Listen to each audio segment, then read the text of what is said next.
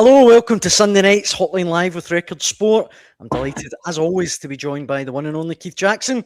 Keith, How you doing? how's things? All right, but I'm just wondering what the stress levels are like out there in the real world. Because see what we've just had there over the last 24 hours. Celtic, big statement win at home under Martin O'Neill. He's got the band back together. It's as if he's never been away, and the whole Wilfred Nancy thing was just some weird fever dream. Then you've got Hearts. Now, they were up against it today. They've answered some big questions. 10 men at Dens Park, of all places. I think Derek McInnes will be quietly, absolutely thrilled with the character of his players and the mindset. That, for me, was enormous for Hearts to go there and cling on to the 1-0. And I think Craig Halkett's header just about everything today, apart from the steak pie that I brought back out of the supermarket earlier. I was protecting it in case he came flying in. And then for Rangers to go to Pittodrie, which is historically not easy for them. They went up there, they totally bossed the game. I thought there was one spell, maybe around about the hour mark, where you wondered if Aberdeen, if Rangers' old frailties were going to come back and they were going to, blow a game that they were really in complete command of. Some big decisions in it as well, which I'm sure we'll come round to. But for Rangers to get in and out of Dodge there with a 2-0 win, 3 points, 6 from 6 in 2 games against Aberdeen, this is all boiling up to, it almost feels as if we've started the sprint finish and we've still got half the marathon still to run. Aye. Do you know what I mean? I can feel as if it's going to be like this every weekend now. Real heart in the mouth stuff for the 3 clubs concerned.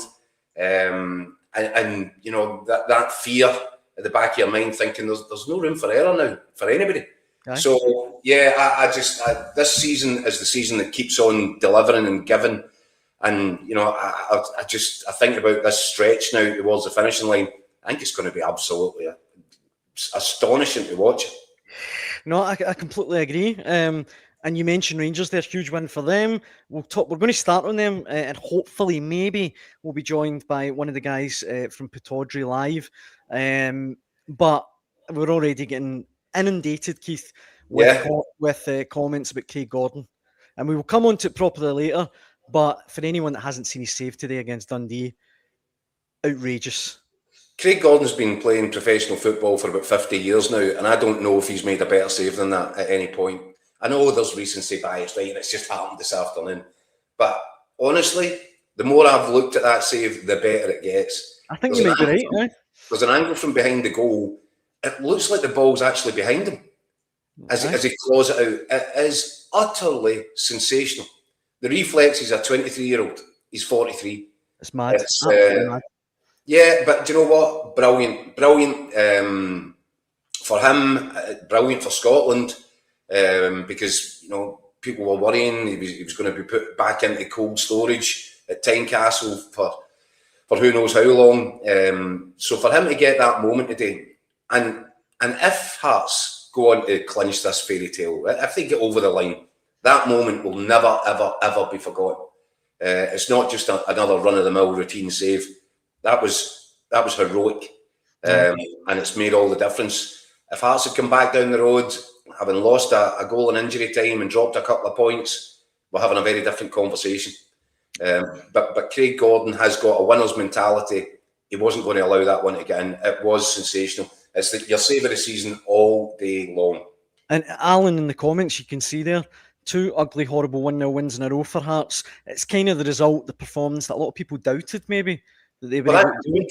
That's what you need. If you're going to win a title, you can't do it. It's very unusual. I think, obviously, Brendan Rodgers' first season at Celtic, the Invincibles. But even along the way, in games, in various moments, there were times, moments of adversity. Mm-hmm. You can't win a title without that. It's how you respond. It's how you respond.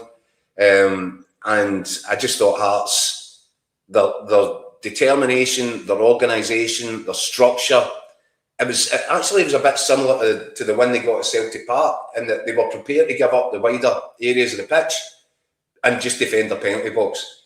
And you've got guys like Craig Halkett, Stuart Finlay, who love defending their penalty box, and they were immense. And then the one time Dundee did get through, Craig Gordon comes up with that. So a sensational Sunday afternoon for Hearts.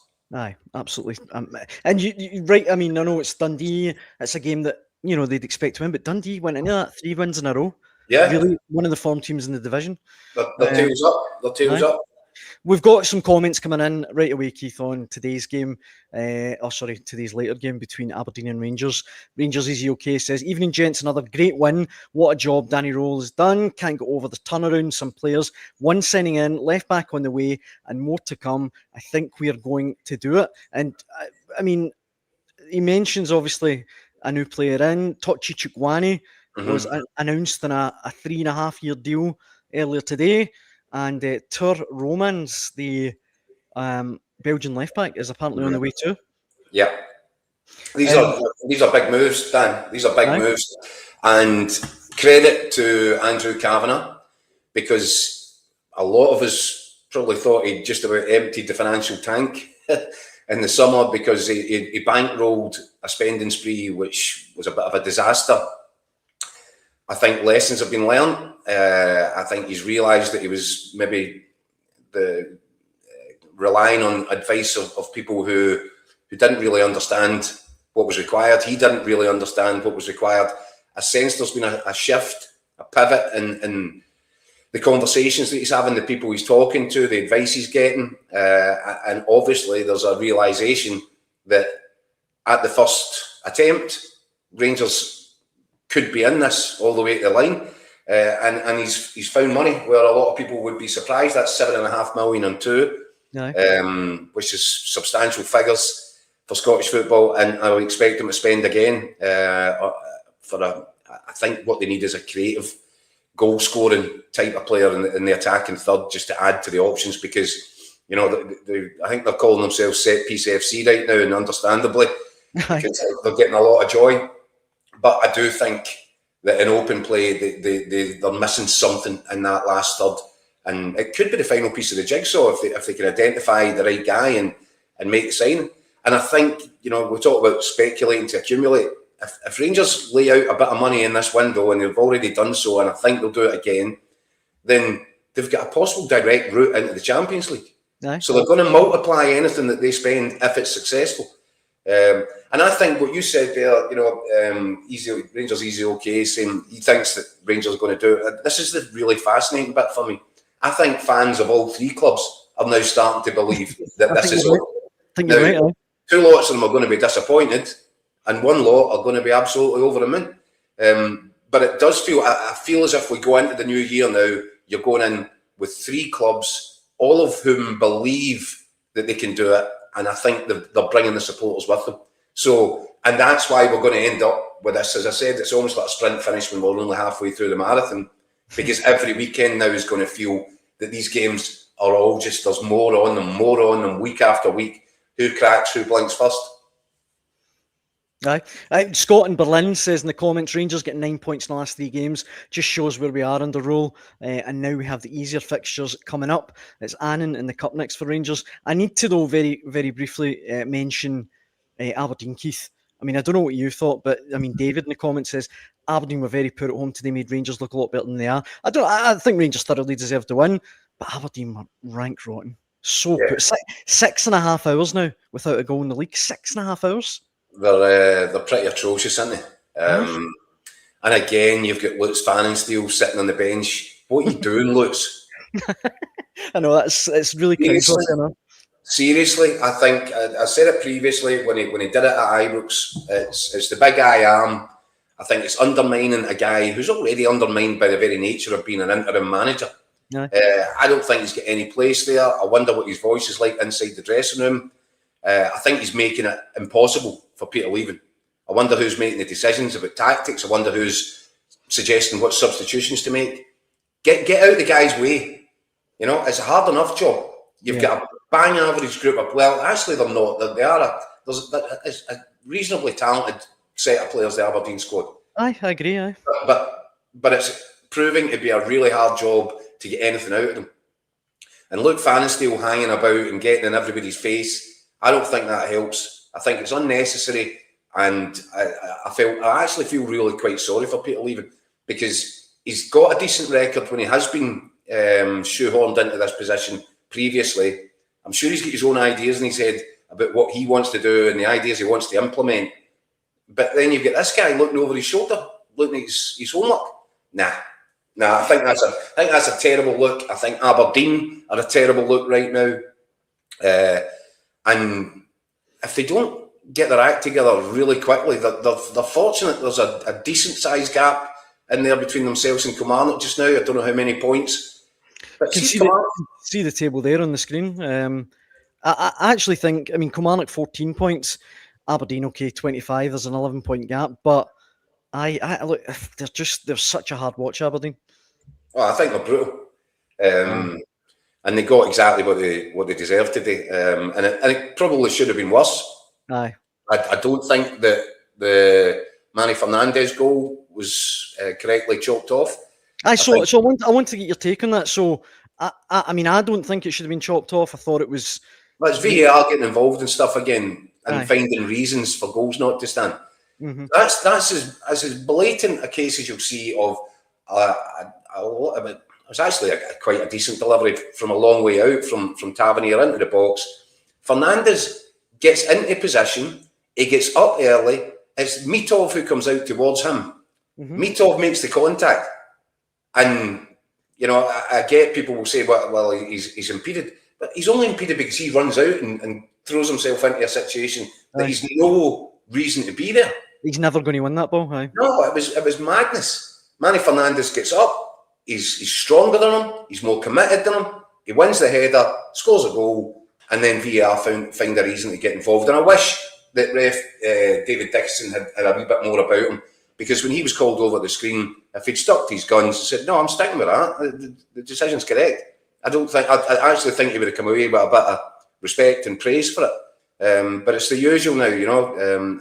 I think there are some of our referees who, as soon as they get the call, the word in the air to go to the screen, well, they've already sort of made up their mind because they don't trust themselves. I don't know if I've seen a referee go against. Yeah, it has. Yeah, there have been examples. And by the way, that's exactly what's happened when a referee has done it. And by the way, sometimes even when they're wrong, but at least they've got the courage of their own convictions. Mm-hmm. But with that one there, how many times have we seen it now where VAR get themselves involved in something when there's really no need for it, and it's almost this need to find a reason to chop off a goal. It flies in the face of why paying punters are going to games. Exactly. Now, if Rangers get a 2-0 lead at that point, I don't know what that scoreline would have looked like today, because I felt at 1-0 there was a little bit of nerves. Aberdeen were trying to throw the kitchen sink on the counter attack, and you felt Rangers of a few months ago would probably have crumbled there, dropped a couple of points, had to pat themselves in the back, and another hard luck story, and another second prize. But you can see the mentality has changed and improved under Danny Rowe. I said last week about, when somebody said to us, I think it was Rangers easy, okay, calling me out a little bit, because I didn't think that Danny Rowe had the necessary levels of experience required in management to achieve what he's managed to achieve in such a short space of time. And we're talking now about making players better, but also mentally stronger. Aye. That performance in the second half probably wouldn't be in Rangers earlier this season, but they coped, even though it was only 1-0. Get the second goal. It was a penalty kick, and that's a big win for them. Aye. I mean, there's a few people, Keith, in the comments, Pato being one of them, saying Fernandez interfered with the keeper by hitting his arm as the keeper jumped for the ball. As clear a foul as it can be. I mean, I'm not having that. It's the keeper that jumps into Fernandez. Exactly. Fernandez is doing it all day long. It's the keeper's challenge. And while the ball is in the air, you can see that Fernandez is going to win it. Aye. So, it would take some header for Manny Fernandez from, what was it, about 16 yards out to beat Mitov if Mitov just stays in his line. It was madness, and talk about the phrase he got away with one there. My God, he didn't have big time. I wanted, Keith, on Rangers to mention James Tavernier, because obviously James Tavernier was back in the Rangers team today. He scored the second goal from the penalty spot. 550 games now for Tavernier. That was his 99th league goal for Rangers, obviously from right back. He's taken a lot of stick. And obviously, we've got a couple of people in here who like to give it to him almost daily. Yeah. I just think he's a remarkable player, really, with those numbers. And I don't think he's appreciated enough, to be honest. Yeah, but he's got the misfortune of being a Rangers captain that hardly wins any trophies. Aye, that's true. And I'm afraid that's just the price of the ticket. If you're going to be captain of Rangers, you need to be lifting trophies. And I think Chris Sutton's just described him as a serial loser on Sky just after the final whistle. It's so hard because, you know, where would Rangers have been over these years without the numbers that James Tavernier weighs in? They've been even worse state. Is he a natural captain? I think he's grown into it. I'm pretty sure the armband was kind of tossed at him at a moment in time when Rangers were self-imploding and falling out with people and guys were getting banned for the dressing room. And I'm not sure that he naturally would be captain material. But I think he's done his best in trying circumstances to lead from the front. And do you know what? This is what his 10th year. So, you know, listen, if James Tavernier could end this season with a title, then that would be some way for him. If this is going to be the time for him to start thinking about bowing out, what a way to go. Well, we've got plenty of people, Keith, coming back and saying, I mean, this one big rap. How many of Tav's goals have come from honest mistakes? He wouldn't be near that number. And a couple of people saying, here it is, Jungle Boy. Most of Tavernier's goals were gifted pens, come on. But, again, Rangers Easy OK says, if we win the league and he lifts the title in May, he leaves an undeniable legend and would be a great send-off for him. Can he really disagree with that? If Rangers pull this off? But again, everywhere you look, there's a story. Aye. Right? Tavernier's the Rangers story. In many respects, he would be the captain that's come through all these years of suffering. He's won one title. Could he be the guy that gets his hands on it at the end of this season? Over at Hearts, Craig Gordon just wrote his own kind of chapter into the fabric of Hearts' season with that save today. But you've got Derek McInnes, you've got Lawrence Shankland, you've got Big Craig Halkett, who's been immense, Cammy Devlin. And then you go over to Celtic, and the story is Martin O'Neill. You know, he's the fairy tale that hasn't quite been written yet. If he comes back after 20 years in the middle of this madness that we've had this season and leads Celtic to the title, where do you want your statue? Aye. Do you know, you actually are into statue territory, I think, there. Yeah. So I mean, this is what I'm saying, and that's why there's going to be so much on every game, because there are so many potential storylines here, and so many potential happy endings. But there will be more kind of unhappy, sad endings than there will be happy ones, and it's about who can now reach out from here and grasp it. And I think if Martin O'Neill, if it's going to be his story, then he's going to need some help from a board which is now broken. It really has to get the finger out. It's remarkable that we're sitting here and Celtic still don't have a striker to replace Kyogo Furuhashi, having failed to tempt Kyogo Furuhashi to become Kyogo Furuhashi's replacement. Well, I mean, it's madness. I caught up with Record Sports' Michael Gannon a little bit earlier on today. He was at the Celtic Dundee United game yesterday, and we'll be able to hear from him in just a little bit. But aye, needless to say, he shares that sentiment that it is pretty remarkable that Celtic are still going into these games without, a recognised striker aside from Johnny Kenny. I'll tell you what's remarkable as well, though, isn't it? That Wilfred Nancy comes in. God only knows what was going on in his head. We're hearing more and more sort of real embarrassing stories coming from behind the scenes of what training was like. Yeah. Like it was like he was teaching kids in Montreal rather than Celtic's first team. During his coaching sessions, I think there was disbelief all round with some of the stuff. And then you look, Martin O'Neill, how easy is it? You come in, you put round pegs in round holes, and you give yourself the best chance of winning games of football.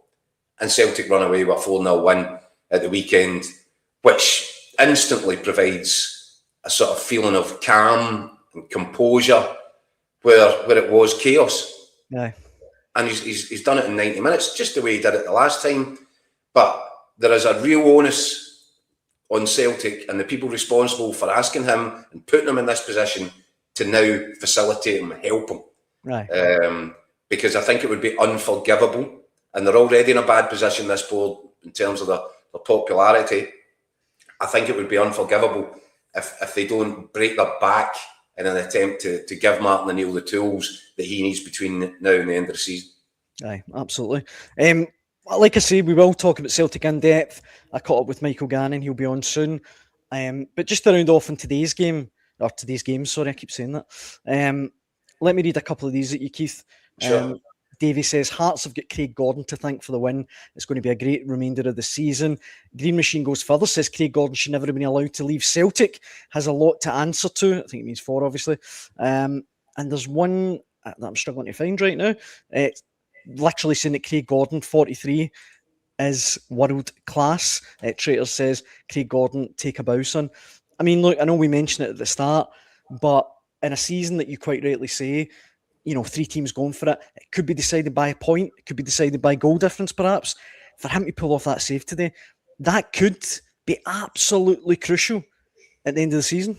Well, that's what I'm saying. That save, if Hearts go on to win this title, that save will never, ever, ever be forgotten. Aye. And there'll be paintings inside Tynecastle of that particular save, that moment.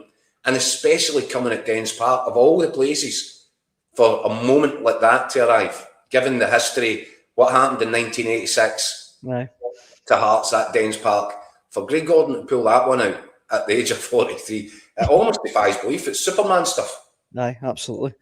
Actually, on Craig Gordon, I know he obviously played today. Schwallow was sent off, which obviously meant... Well, can we talk about that decision as well? Aye, that's what I was going to come to. A lot of people mention in the comments that they don't agree with it, to say the least. Well, listen, if it's onside, then I agree with the decision. Mm-hmm. Because he's come out his box, he's not really made an attempt to get to the ball. He's just sort of ploughed through. Yeah. Hold on, let me get my notes.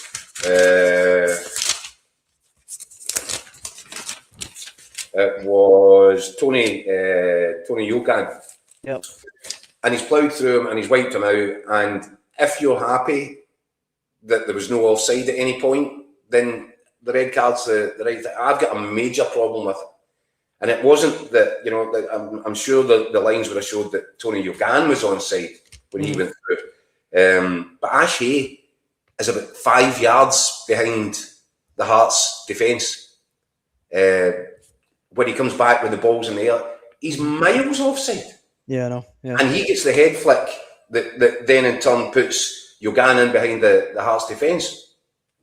I don't know if there's been a rule change. It's something I don't know about. But that to me, I mean, how's that not having an influence in a situation which then becomes a red card? He's come from an offside position when the ball's in the air. He's won the header. I think he's getting in front of Finlay maybe. Wins the header, flicks it through. It's borderline then where you can, but let's just trust the technology. But shouldn't that one have been the first red flag? How is he not interfering with play? Huh? How is he not interfering with play? I don't understand it. I for the life of me, I do not. Unless I'm missing something.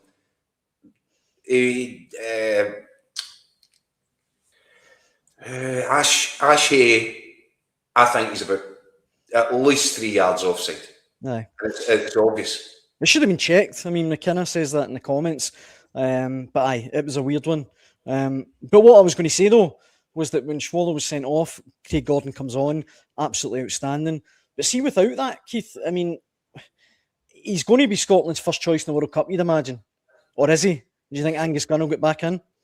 It's going to be a difficult call for Steve Clarke. Bear in mind, what would you do? For me, I thought it was a mistake when Steve Clarke didn't take him to the Euros. I felt that if, okay, Angus Gunn might be your first pick, anything happens to Angus Gunn, I want Craig Gordon out there as Scotland's last line, even at this age.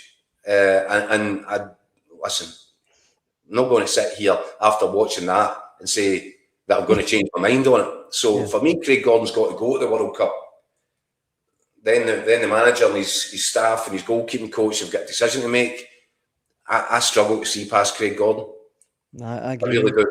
And I'm not sure how many keepers are able to make that save. You know, even in their 20s or 30s when goalkeepers are meant to be at their prime. That is the difference. That's a guy who makes saves which should be just about physically impossible. And see, if you've got one of them, I don't care what age they are. No. That can be the difference between, you know, winning a game, drawing a game, losing a game. That's how important these saves are. And that was spectacular today for Craig Gordon. And on one hand, you kind of think, well, he's not playing every week, and you know, at his age, he needs to be playing and all that. But maybe at his age, it's better to be rested every week, you know, and just come on. He'll still be putting the work in and training. Of course. Every day, he'll still be making saves every day. And I actually think the experience is one of the major advantages that Craig Gordon's got. Yeah, this is a guy that gets flung into that situation today, a real pressure pot, given what was at stake, what's on the line, where Hearts were in terms of top of the table and Dens Park. And he came in, didn't faze him, didn't look in the slightest bit stressed by it. He just came in and did some Craig Gordon stuff and then went away again. And he'll obviously get at least one game now, won't he? Starting. And I think it's a nice reminder to give Derek McInnes that, do you know what? I'm here. You know, and if there is a loss of form, or if there's, although I say that, I'm being a bit unkind in Derek McInnes. Derek McInnes has already made that clear, hasn't he? When he said that Craig Gordon wouldn't be allowed to leave in January to go and get game time. That's because he knows what a good goalkeeper he's got there. And if there's any issues with the number one, then he knows he's got a ready-made guy that can walk in and make world-class saves like that. Yeah. And in this running, you never know. When it comes right down to it, when push comes to shove, when bottles are crashing left, right and centre, which they will, maybe a guy like Craig Gordon's exactly what Hearts need. Yeah. So maybe he will get game time between, you know, a sustained run between now and May, because he's been over the course and distance so many times during his time at Celtic. It's just, as I said to you, so many fascinating stories around the time. Potential heroes. Kyle Gunn, friend of the show, says Craig Gordon would be number one even if he hadn't played a game this season.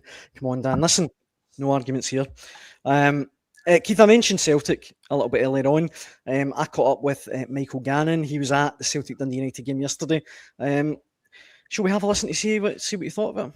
I always like to hear what Mick's got to say for himself.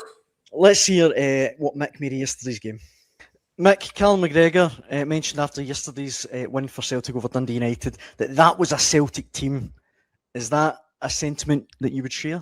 He didn't share it to us. He said it to the club media channel. We've not had a chance to grill him yet about the last 4 or 5 weeks and see what's happening. Well, I'd be interested to see when that finally get a chance to talk to him. It'll be good.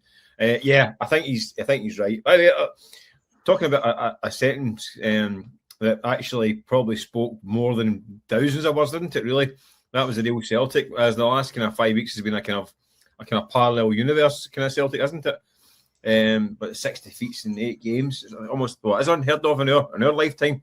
It's crazy.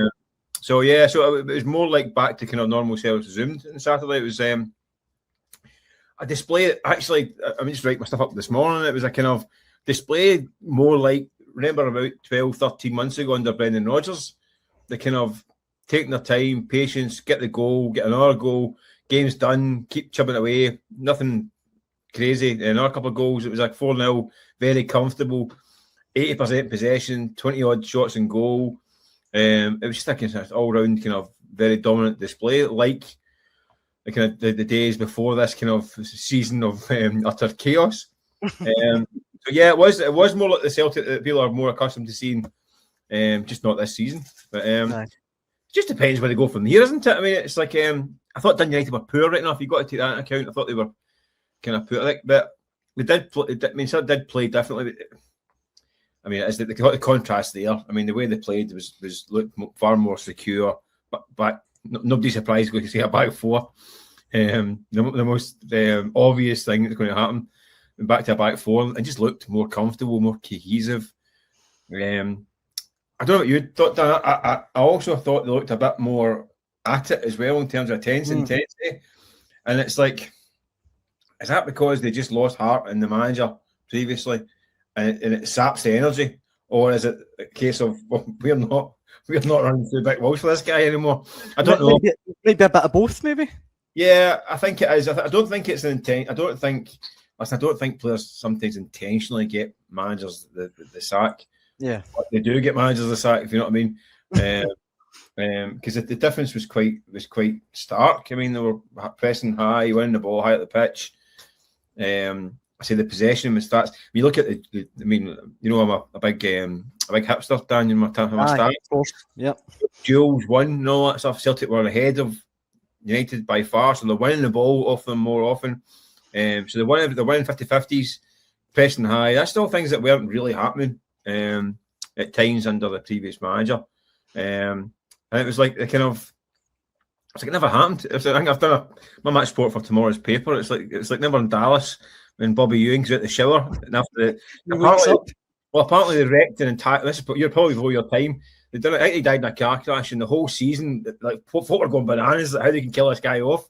So they made it at the end of the season. They came out of the shower. It was all a bad dream, apparently.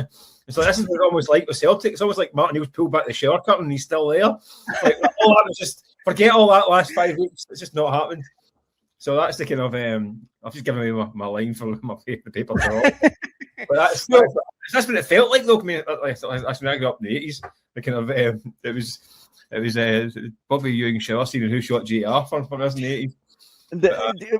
The Martin O'Neill 3.0 obviously got off to the perfect start, but Maeda through the middle, Mick. Why is there not a striker still not signed? We're what, January the 11th? It's mad. This is the thing. I keep saying it. There should have been a striker standing on the steps of Celtic Park with a scarf just after midnight after the bells. Because I mean they've had over a year to get someone in the door. I know things have moved. I know they've went for targets and they've not got them, and things move on, things change. But you're telling me the whole of global football there's not a striker they can get in the door, a £6 million striker they can get in the door in early January? I mean, come off it. But it's just another. I mean, it's not on Martin Neal or Sean Maloney or Mark Fotheringham or Stephen Mass. These guys aren't going to pick up the slack. Clearly, things have gone off the rails in terms of recruitment. They've went for Kyogo. As I kept saying, I wasn't convinced that Kyogo wanted to come back. Yeah. It turns out he doesn't want to come back. So that's scored for Birmingham yesterday as well. In the cup again, yeah. He's still waiting for a league goal, isn't he? So he's scored in the cup. But listen, they need to move on. That's done now. So they're going to need to move on and get a striker and get a move on. Listen, Dyson Maeda, I think most weeks would do a decent job. He's just not quite the Dyson Maeda of last season. Whereas if they hit turn to goal this year, it's taken them 3 or 4 chances to get a goal, and that puts a bit of pressure on elsewhere. So they need somebody that's capable of putting the ball in the back of the net. That's what I'm saying. There's £6 million to go and get a striker, or get on the phone and get a guy on loan that can do the business. But then you get a shift on them. There's big games coming thick and fast. I mean, Falkirk midweek, I think, is a tough one. Falkirk are doing brilliant. Auchinleck Talbot the Cup, I mean, I think it should be okay. Should be. I think it's obviously now it's at Rugby Park, which makes it a bit of a leveler. But now it's a bit of a kind of a tips the scales towards Celtic, I think. But then you get Bologna in the Europa League, big game. Utrecht coming up, Hearts coming up. These are big games. They need to get a move on and get bodies in the door. Martin Neal said exactly the same thing that Ben Rodgers said in August. Need quality, need players, need guys in the door. I mean, Ben Rodgers get taken to the back and get fired at a cannon for saying something similar. But now Martin Neal's saying the same thing, and he'll carry a bit of clout, so they have to listen to him. And he's saying that if there's a couple of injuries, they've got serious problems, and he's right. They've already got really bad injuries. I think Sirachi's on his way back, and Yacho maybe as well, but both of them not played off a lot of football, and I don't think you can hang your hats on them, really. Particularly Iheanacho. Yeah, can't hang your hat on him. I mean, Arse Johnson's maybe due back in March. Too late. Season can be gone by that point. Again, after he's missed, that's his second injury of the season, so I wouldn't bank on that. Being a hitting ground run that this season. Jota, I think you can forget about next August. Genuinely, I think you're right on that. I think they might see him towards April, May, get a couple of games here and there. But in terms of being an impactful player, he's barely kicked a ball in 3 years. That's the thing. I think he needs a full pre-season and then some. So yeah, I think don't bank on these guys. So that listen, that's the same as they have been for much of the season. They're kind of really struggling. I mean, Yang's hit great form. Thought he was terrific Saturday again. Great goal. He seems to be. I think his girlfriend must have moved over in January. I think every week. I think maybe Chineki's missus landed as well. He was bang on form as well, wasn't he? And Saturday I thought he was really lively. I think he's run fairly lumped into the kind of same bracket as Bart Wishaw a wee bit. I mean, I know his numbers. He's got to get his numbers up in terms of assists and goals. But I thought he was really lively. And it's not his fault that strikers aren't putting the ball back in net either. So his stats will be skewed by the fact that they're blunt up front. Yeah, he came back. I thought he looked really lively. Mick, what about Arojo, the signing? I mean, a lot of talk about whether or not he should have been sent off. Oh, there's not even any debate. I think you're lucky boy. I thought he should have been sent off. It was one of those tackles that the whole place goes woof. You hear the whole ground going woof. Like that it was a very late tackle. How did he play generally? It was good. I thought he was good. He's a little rugged, neat and tidy fullback. I thought he was decent. Yeah, I thought he looked apart. I've not played much. He sent off his last start, didn't he, for Bournemouth, first game of the season? Right, aye. Thought he was good. I thought he actually looked apart. I thought he linked up well with Yang. He allows Yang to go. Does some. I say rugged little player. He kind of allows Yang to go and do his thing on the other side, which I thought he was good. I thought Anthony Engels was much more like the kind of player that you'll expect to see. It's just an all-round shape, but it's doing it every week and getting guys to supplement the squad now. It's over to the kind of Martin Hill's come back and done what it says in the tin. He's come back and got them winning again, which is no mean feat after the kind of mayhem of the last 4 or 5 weeks. So he's doing his bit. He knows that it's precarious, and if they want to go and kick on, they need help. So he's laid the challenge down. Somebody's going to have to listen to the guy in the dugout and listen to him and take heed to what he's saying. So he's smart. I mean, he's laid down the challenge. And he said, right, we need this guy's over. And he actually said the phrase yesterday, we'll be in big trouble. So it's all there. It's in front. It's like they've got the resources and the wherewithal to go and make some difference in this window. If they don't, they'll pay the price because Rangers and Hearts aren't going anywhere. But with Neil back in charge, I think they've got more of a chance now than they did. Season was over last week. Now it's back on. And to get to the next level, they need to get help from above. Not above, as in the big man upstairs. I mean, not the stairs. I know what you mean. Not divine intervention. No, that might help, but you know what I mean. You never know. The suits, not the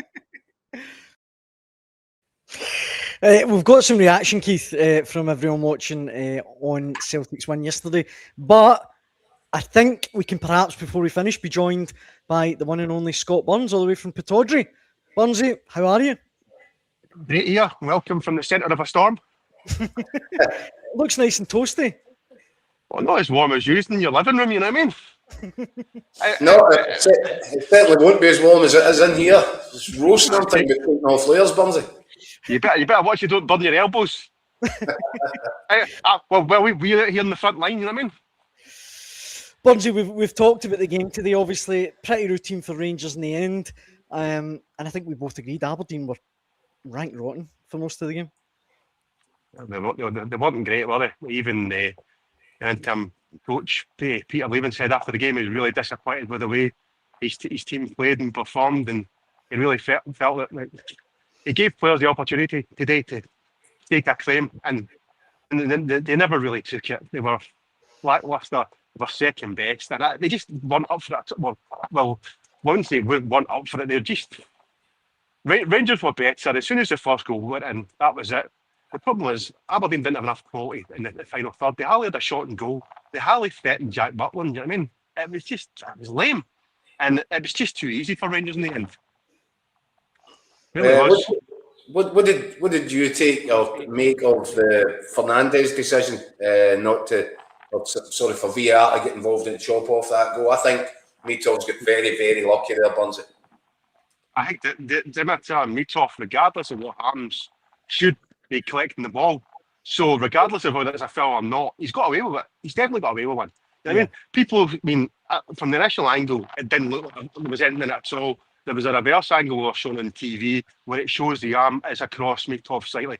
Mitov still needs to be stronger. Aberdeen fans will be screaming at this just now, saying, look, by the letter of the law, it's a foul. And they probably could argue it is a foul, but Mitov needs to do far more. I mean, I did say in the Facebook Live before the game that Dimitar Mitov, I was shocked that he was actually starting in this game. I mean, Daniel will tell you that, but You did say that, he's got. I mean, Dimitar Mitov is a lucky boy because he's made a mess of that, and VAR have bailed him out. I know after that, Mitov made a couple of brilliant saves in the second half, but he's got away with it. And if it was a foul against your team, you'd be like really disappointed that goal's not been given. But on the other way, if you're the team defending it, you're probably looking for the foul. So I think my view is very, very soft.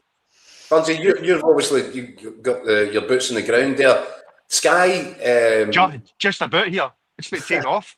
Sky highlighted an incident with Nico Raskin and an Aberdeen supporter on his way up the tunnel. What was the latest? What was said about that afterwards, Bunsey? There was a lot of it. It's pretty much played down. You know what I mean, it seems that. I mean, I've only seen it once, but is it right that when Raskin's walking up the tunnel, he squatted water towards an Aberdeen fan? Is that right? It's another Skooshgate, yeah. Yeah. That's poor. That's poor. Full stop. It shouldn't be happening. Professional players should know better. And Raskin was also involved in with the Aberdeen fans after the first goal. Obviously, Asgard ran across and celebrated, cupped his ears, and also, your man Raskin ran towards the red shed and tried to celebrate in front of them to try and antagonise them as well. So Raskin's got a bit of edge about him. I mean, okay, teams are entitled to celebrate their goals. I don't think they should be running in front of the opposition fans and doing it. You know what I mean? Although it's saying that, it works both ways because there was things thrown at the Rangers players that shouldn't have been thrown. You know what I mean? Fernandes was struck by that as well. I mean, that's unacceptable from the Aberdeen fans as well. You know what I mean? And it was also when Bojan Miovski went to warm up. Obviously, he took absolute dog's abuse. I mean, but I don't know what people are thinking about when they're sending the Rangers substitutes to go and warm up in front of the red shed. So, I mean, if you're sending Bojan Miovski up there, you're going to have a flashpoint. It's madness. You know what I mean? And then, obviously, Miovski's gone up there. He's taken absolute pelters. It's so bad that the Rangers coaching member who were up with him actually pulled him back to go and sit on the bench again. And I think when they were walking up, there was an object thrown at Miovski, and I think it hit one of his teammates. So that's out of order from the home team as well. So there's faults on both sides, but these sort of incidents we don't want to see at all in Scottish football, and they should be stamped out. Bunsey, before we let you go, any whispers about the next Aberdeen manager? Next Aberdeen manager. I'm looking at him, I'm blown away here. I think Aberdeen have turned. I think Dave Cormack's just turned on the wind machine there. He made it even stronger when you asked that question there.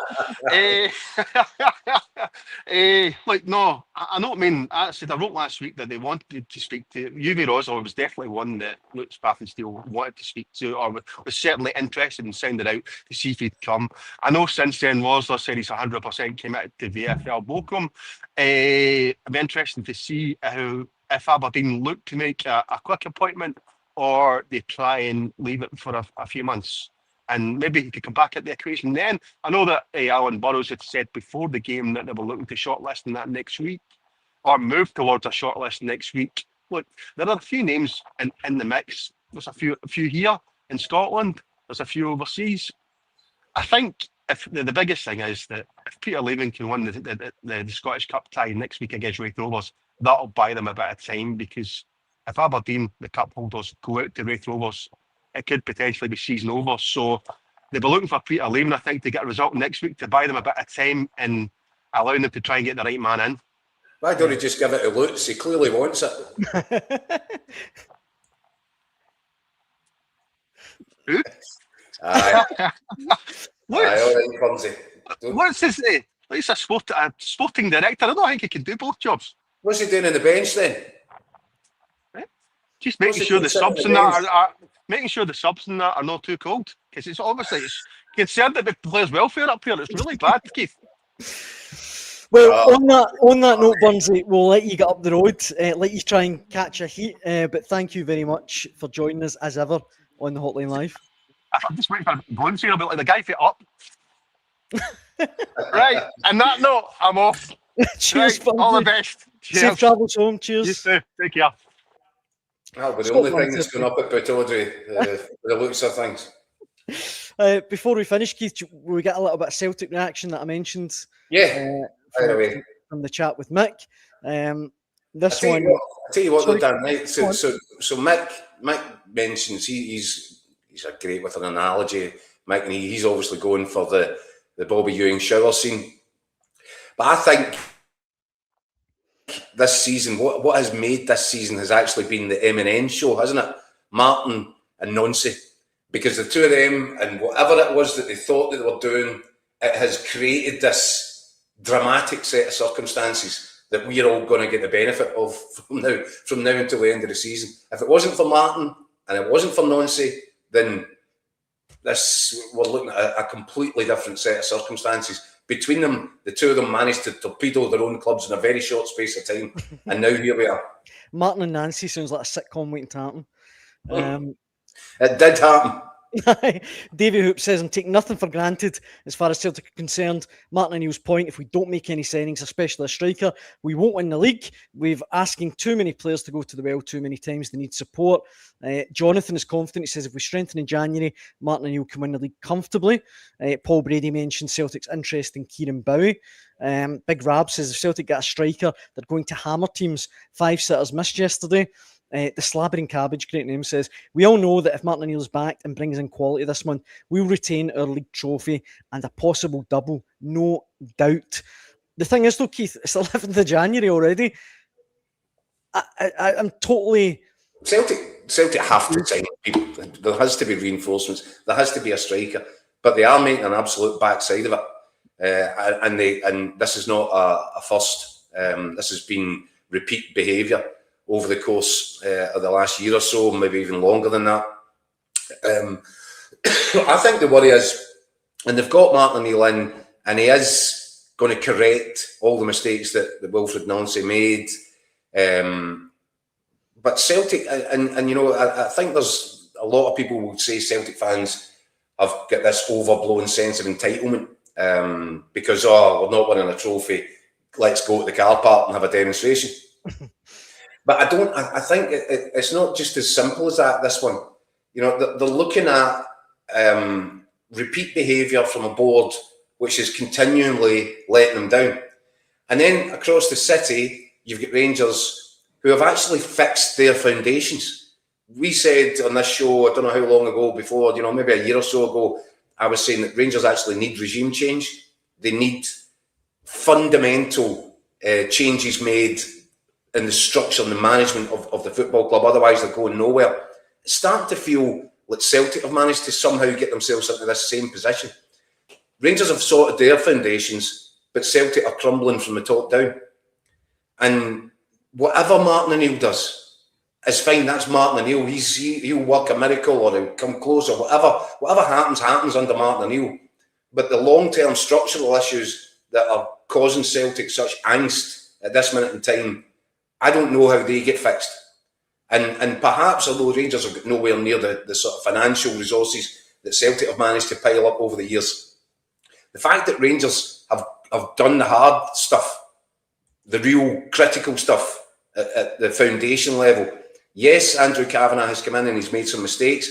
He's fixing them. He's taking ownership. Celtic are in a state of disarray. And that's the concern that's, you know, we're all going to focus on and enjoy what lies between now and the end of the season. Of course we are, and if Celtic can get the league title, maybe a Scottish Cup, then Martin O'Neill gets the greatest send-off of all time. It's incredible stuff. But the problems will remain. And that's, I think, the major concern for the Celtic supporters right now. Yeah, they'll be more than happy to focus on what's happening on the pitch, but it's what's happening off it.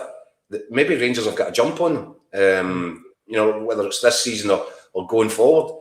If Celtic don't address the issues that caused the split between the fans and the board and caused the Brendan Rodgers situation and caused Celtic to go into this mode where it's like they're in a continuum sort of a loop of, right, we'll bring back this guy, bring back that guy, he did a job for us, bring him back. Celtic need to be a lot more fronting than that. And they've got themselves into a mess. And, Martin O'Neill might just be the guy that manages to keep everything together between now and May. But these bigger issues are still there and still need to be addressed. Yeah. Just to finish, Marzuno says, when the only criteria for signing a striker is better than Kenny, it shouldn't really be that hard. And Paul Brady says, what's the bet in Celtic do the usual? Wait till deadline day to bring in players. They just can't do that this year, Keith. They've got Hearts on the 25th. And as Mick mentioned earlier, big games coming up before that. They need players in yesterday. I mean, it's mad. It's crazy. It is, and it's just, I'm afraid that the Kyogo thing, the whole Kyogo farce, in many ways might be the straw that breaks the camel's back.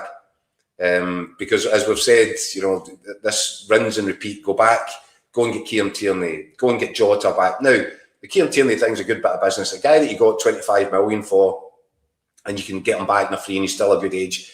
Jota has been unlucky with injury. However, there is some disquiet behind the scenes at Lennoxtown about where he is in his recovery, why it's taking him so long, why he's so far behind schedule. Is there a concern that, having made his money in Saudi, that his heart's not in it the way it was previously? I don't know. Bring back Peter Law, we'll make him chairman. Bring back Martin O'Neill. Bring back Martin O'Neill again. Bring back Brendan Rodgers. It's this lack of vision and forward thinking that is the critical issue at Celtic. Yeah.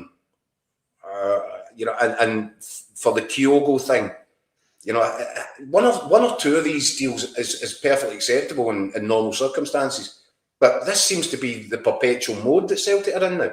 Yeah. And to go for Kyogo, to replace Kyogo a year after selling Kyogo, when Kyogo's a diminished version of the player that Celtic had first time around, and doesn't he want to come back?